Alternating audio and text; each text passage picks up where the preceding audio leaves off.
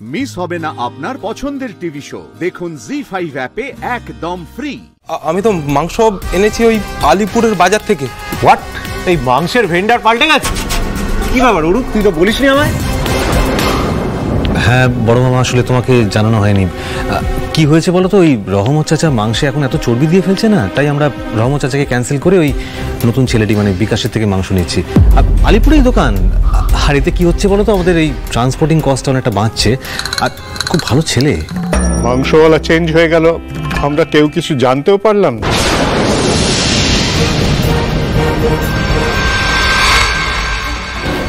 দাদু, তোমার একটা কথা বলছি আমি। দেখো, সমস্ত খুঁটিনাটি ব্যাপার তোমাদের জানাতে হয়, তাহলে আমাকে দায়িত্ব দিলে কেন? বেশ, তাহলে আমি গ্রেট বেঙ্গল ছেড়ে দিচ্ছি।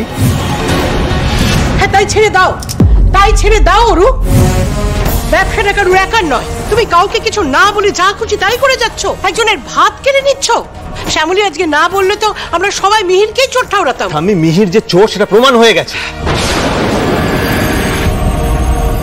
আর বিকাশ খুব সৎ ছিল, এই কাজ করতে পারে না। কেন বুঝতে পারছো না তোমরা? স্যার, আমি চোর নই স্যার, সত্যি বলছি। আমি চুরিটা করিনি, কোথাও একটা ভুল হচ্ছে, তাই বারবার এই কথাটা বলবেন না প্লিজ। বড়বাবু, ছোট দাদু, স্যার, আমার কি মনে হয় যে নতুন লোকটা মানে মাংস দিচ্ছে তাকে তো আপনারা কেউ ভালো করে চেনেন না।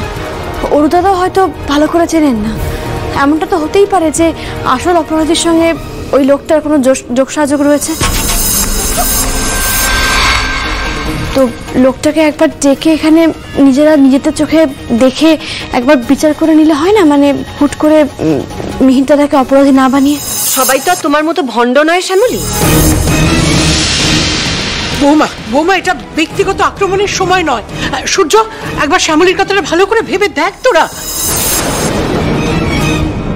এই অরু, এদিকে শোন। হ্যাঁ বড় মামা। এই বিকাশের নাম্বার আছে তোর কাছে? আছে। এক্ষুনি ফোন করে ডাক।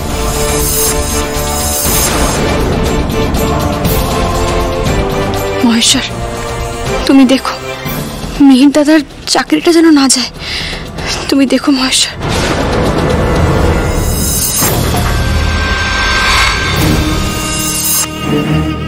হ্যাঁ বলুন, কি চাই? এই ছেলেটিকে চিনতে পারছো? হ্যাঁ, এই তো সকালে মাংস নিয়ে গেল। কত মাংস নিয়েছিল? 15 কেজি। তো আমরা তো 10 কেজি পেয়েছি, বাকি 5 কেজি কি ওপরে উঠে গেল নাকি? তা আমি কি করে জানবো? তার মানে আপনারা কি বলতে চাইছেন আমি সরিয়েছি? ঠান্ডার টাইমে বাড়িতে ডেকে এনে অপমান করছেন, চোর অপবাদ দিচ্ছেন, বড় লোক বলে যা খুশি তাই নাকি? হ্যাঁ শুনুন দাদা, আমাদের ইউনিয়ন আছে, ইউনিয়নে বলে না আপনাদের ধান্দা চটকে দেব। ও ভাই,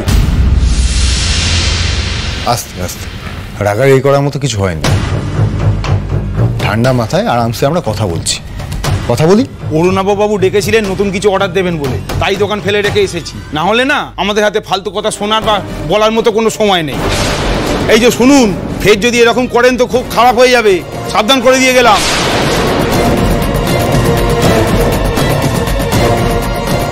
কথাগুলো হজম করতে হচ্ছে শুধু। জি5 ডাউনলোড করুন আর সব এপিসোড দেখুন একদম ফ্রি।